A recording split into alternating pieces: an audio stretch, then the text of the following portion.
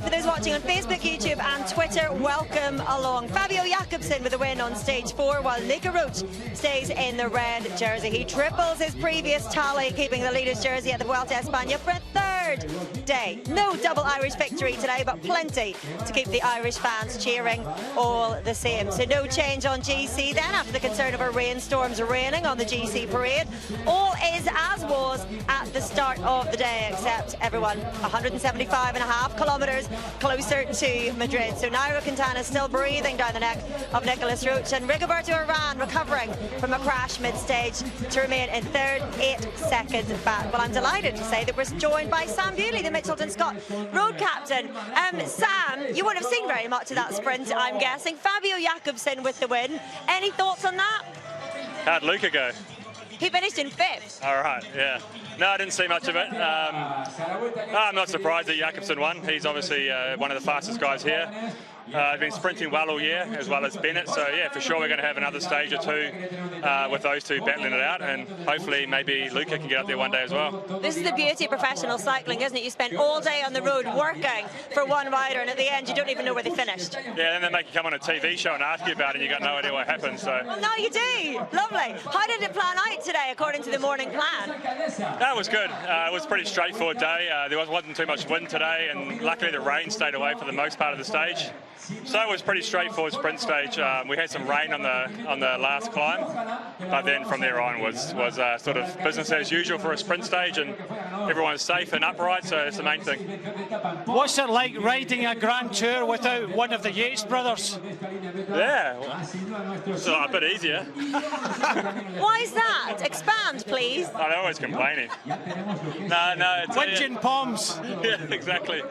No, it's a bit different. Obviously we've got Chavez here, so things are sort of the same anyway, but it's always fun to race with the Yates boys. In the last few Grand Tours I've done, probably the last 3 or 4 have been with one or both of those guys, so I'm sure I'll do another one soon enough with them. What do you make of kind of Luca Mezger? It's almost like a reinvention. We know he's been a class sprinter in the past. He's kind of got a different role now, come back to the fore again. What do you make of that? Yeah, obviously he's just a class bike rider, Luca. He's obviously won a lot of races before in sprints. Then when he came to this team, he sort of changed his focus a little bit as a lead-out guy for Caleb. Now that Caleb's gone, he's changed his focus again to be able to sort of do his own sprints when he gets a chance, and also help in the Grand Tours for the GC guys. And he's climbing super well, he's sprinting fast, so he's really one of the most important guys in the team, and the way he's going at the moment, the form he's showing. So yeah, let's see what he can do over the next couple of weeks. How would you assess the team performance so far then? Esteban in 13th, I think, 51 seconds. He wasn't there amongst that selector group on stage 2, but a solid start to the race, I guess, for him so far. Yeah, I mean, it's a long race. It's 3 weeks, and we're only 4 days in. And we've got a lot of different goals here. I mean, of course we've got Esteban who's got some ambitions, and we've also got guys who want to have a crack at some stages. You know, the last couple of days been riding for Luca. Tomorrow we're into the mountains, so maybe I'll get a chance, and then we'll see what happens. I love that. You guys always come all guns blazing. It's brilliant to watch. What about tomorrow then, the first summit finish, and what about the stages to come?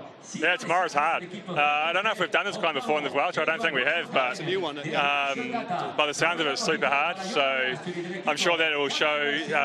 It'll be like stage 1 already. There'll be only a few guys left at the finish, and we'll start to show who's in really good condition and who's going to be contending for this year's Vuelta. You were down this year to do the Tour de France. No, the Giro. The Giro, and you got injured. Yeah. Right.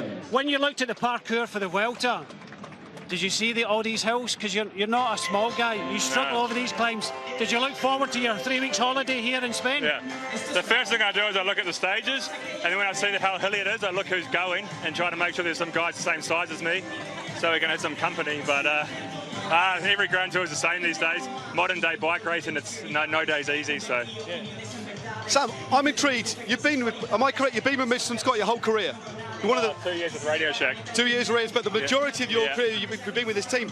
There really does seem to be an atmosphere, a really special atmosphere on the squad, almost like you're one big family. What's it like being with the team for so long? Yeah, well, it does become like a family, yeah, for sure. I mean, our team's really, really cool. The way that it doesn't turn over riders, it doesn't turn over staff so much. So obviously we've had a change of riders over the course of 7 or 8 years, but that's natural. if you look at our staff, we've basically got the same staff as we had since 2012, so that creates like a real familiar bond with everybody, and everyone knows everyone really well, and yeah, when you go away to races, you can be like at home. Well, from one Sam to another, Sam, thank you very much indeed. We can hear now from Sam Bennett, so close on the stage today. Here he is speaking after the finish. Sam, what a sprint, and you were so close in the end. How did you leave it? I don't know, this one hurts a lot.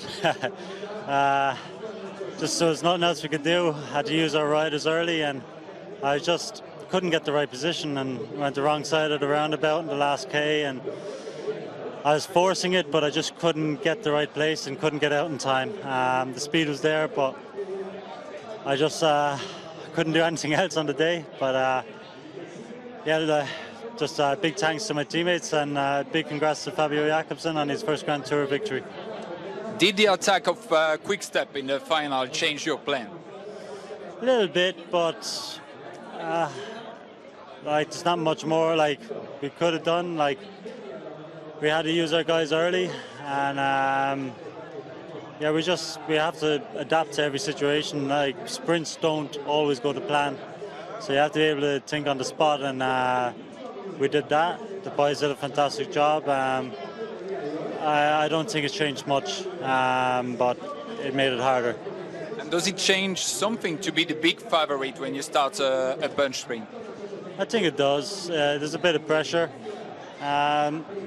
Each day I wonder how I'm going to do it again, but every day I seem to be close, so I should be more confident. At least you take the jersey. Is that now a new objective for you? Yeah, it's fantastic. I'm really proud to wear this as well, and but here it's very hard when it's normally a climber that takes it. Now we're going to start the climbs, and I can do nothing about the other guys. Thank you very much. Well, I'm delighted to say that we have been joined by Fabio Jakobsen straight from the podium. Fabio, how does this feel?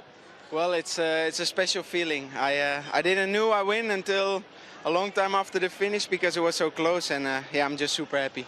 You mentioned in your post-race interviews just how special it is to cross the line in the national champions jersey. How much of a difference does that make to you? Well, first you want to win a stage in a Grand Tour, but to immediately do it in the national jersey, it's a dream come true, and I'm just really happy. I don't know if you know it, but Orla's Irish and she's wearing green for Ireland. I live in Holland though, so I've got all bases covered. I was coming to that. Now she's went to Holland to live because she supports you now. Ja, gefeliciteerd. Dankjewel, dankjewel. Well, Alsjeblieft. it was close with Ireland.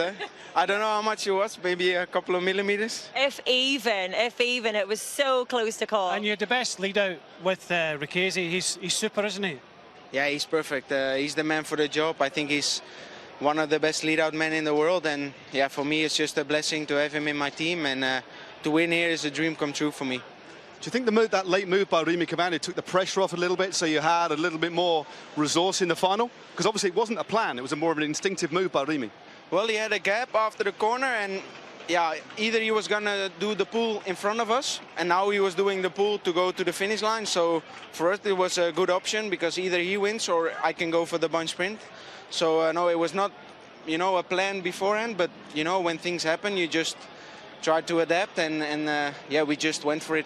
Fabio, you said yesterday when you finished 7th that you were possibly here to learn as much as anything else. This is your first Grand Tour. Now that you've got a stage win under your belt, you're getting a bit greedy. What do you think you can deliver for the rest of the Vuelta? You're going to win tomorrow, aren't you? Well, no. You can have a day off tomorrow, sort of. No, it's about learning and suffering and eventually winning, and winning is already happening, but I still have got a lot to learn and a lot more to suffer in the coming weeks. Well, good luck with the suffering. Thank you very much indeed. Thank you, Belgrin. Heel blij for jou. We can let you make your way. I'm going to get pulled up on that, I'm quite sure. Thank you very much indeed, Fabio. Delighted, Fabio Jakobsen then, as you can imagine.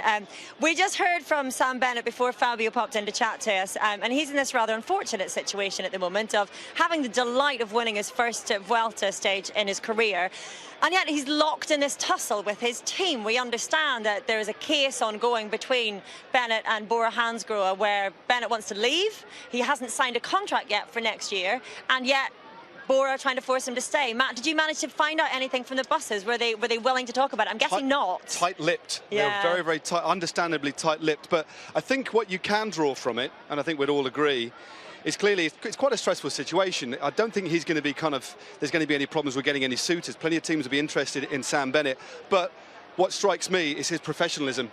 You know, second again today, he's got that hunger, regardless of where he goes next year, he's still performing, and it must be quite a difficult position for him to be in, but his professionalism shines through. And we understand that if indeed he is released from Bora Hansgrohe, it's Fabio Jakobsen's team, Deceuninck Quickstep, who are ready to welcome him with open arms. I mean, that's another stellar cast there to contend with, isn't it? That's no secret, and you know, I think they want, I think everybody wants Sam Bennett at the moment. He's won 12 races this year. He's won 10 World Tour events. He's got a green jersey on. He does indeed. Congratulations, Sam. Hard luck as well. Both on the one. It must be very, very frustrating for him. But he wants to go to the Tour de France. As simple as that. Sagan doesn't want him at the Tour de France. That's it, and he commands that. He pulls the big money to be able to do that.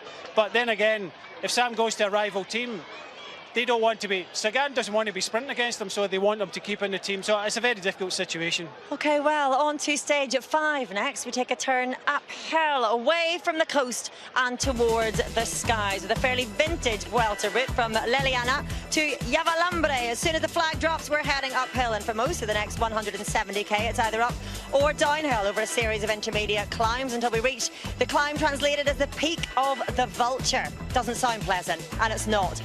Our first summit finish of this year's Vuelta, peaking at a gradient of 16%. Well, before that, you can catch highlights from today's stage tonight on Eurosport 1 at 8 o'clock BST. We'll be back tomorrow with stage 5 live again on Eurosport 1 at 1:45. And coming up later in the week, we'll have the Tour of Germany from Thursday. You can watch stage 1 of that live on Eurosport 2 at 3:25 BST. Well, from the Valencia coast, it's a spray of the local Spanish bubbles for Fabio Jakobsen, who celebrates the win on stage 4. We're off to GC territory tomorrow. A few already bruised and battered, one already gone home. It's a brutal race, the Vuelta a España, and we're gluttons for punishment, because we'll be back for more tomorrow.